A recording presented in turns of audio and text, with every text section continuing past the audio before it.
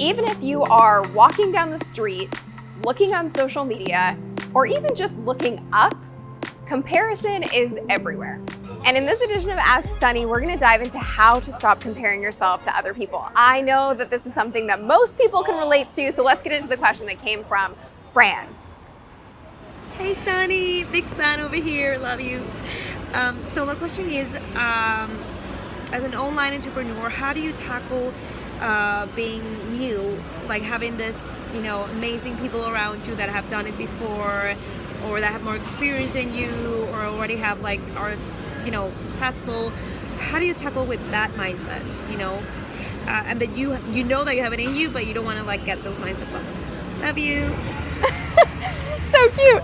Such a good question, and something that I think everybody kind of struggles with, particularly at the beginning when you are new. But here's something to consider. Everybody starts new. I started new. Every person on the planet who is doing anything that other people look up to, they started as a beginner. They started as the new kid on the block. The biggest difference between those who succeed and those who don't is how you use comparison and how you use the people who are way beyond where you are to your advantage, because you're either going to use comparison as fuel or a reason and an excuse to fail.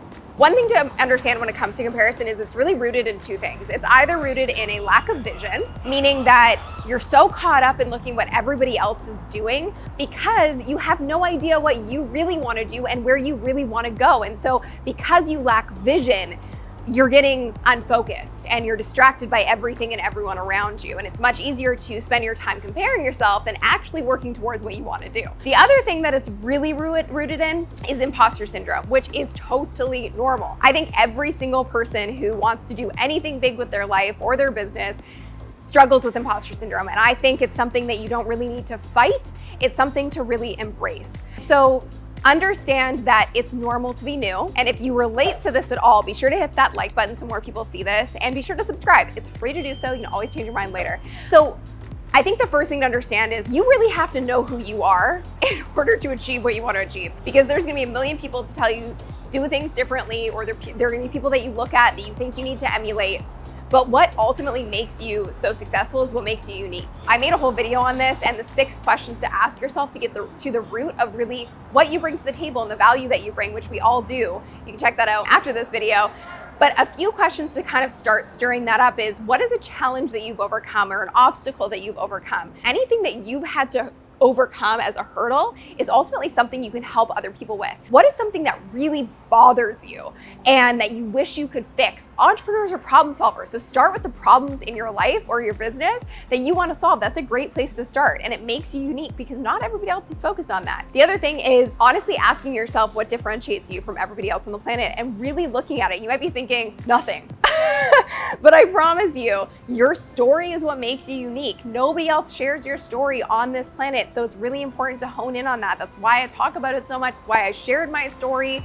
And I think it's so valuable to really dive deep on your own story and look at yourself as the hero in your story and not the victim. Because if you are the hero, you know what you bring to the table. Really shifting your perspective on it is important. So asking yourself those 2 things as starters, and also understanding what people come to you for in terms of help. Oftentimes we take that for granted. We take for granted what people ask us for help with because we think that everybody can do it. They can't. Your genius zone often lies in the thing that you take for granted. So for me, it was videos and making videos. I did that my whole life. Friends always asked me to make videos for special occasions. And I thought everybody did that. It was normal. It's not. Pay attention to those things where you feel in flow state or you put your effort or attention into. That makes you unique, and that makes you ripe to become the next big thing. The other thing is learning to embrace it. Embrace the comparison and use it to your advantage, and embrace the imposter syndrome. So J-Lo, of all people, also struggled with imposter syndrome and comparing herself to other people because people said he can't act, he can't sing, he can't dance. And she had this quote in an interview where she said, I just started working harder than everybody else, and I saw that I was working harder than everybody else, and it was paying off. But more than that, I started believing in myself. I started believing in the fact that I wasn't an imposter. I wasn't a fake, that there was a reason that I kept doing this and people kept hiring me. It was like, okay, maybe I'm good at this. But it took time, and it took time to believe in myself. And that is true for anybody.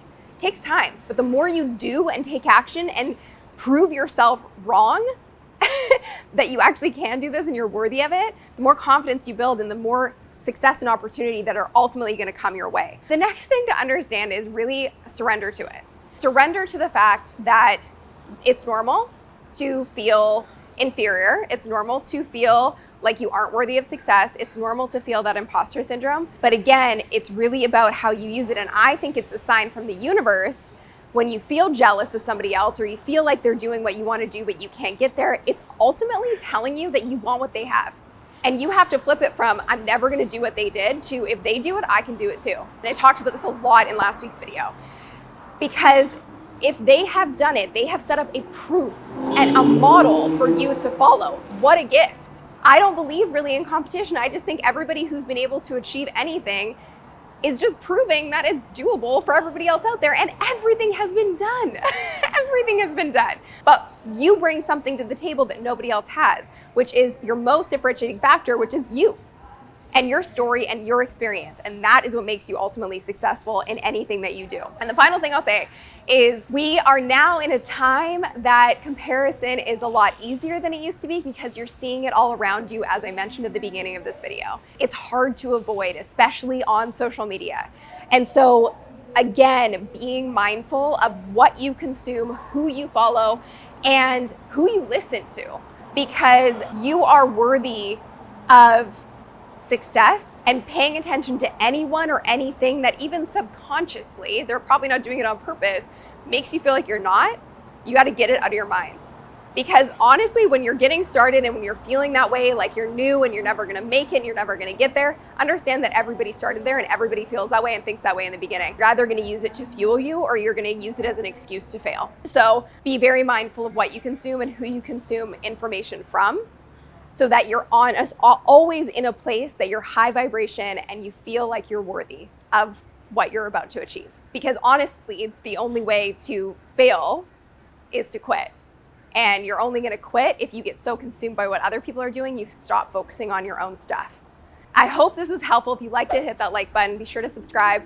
Hit the notifications bell so you get notified every Tuesday when I post a new video. And leave your comment with your biggest takeaway or light bulb below.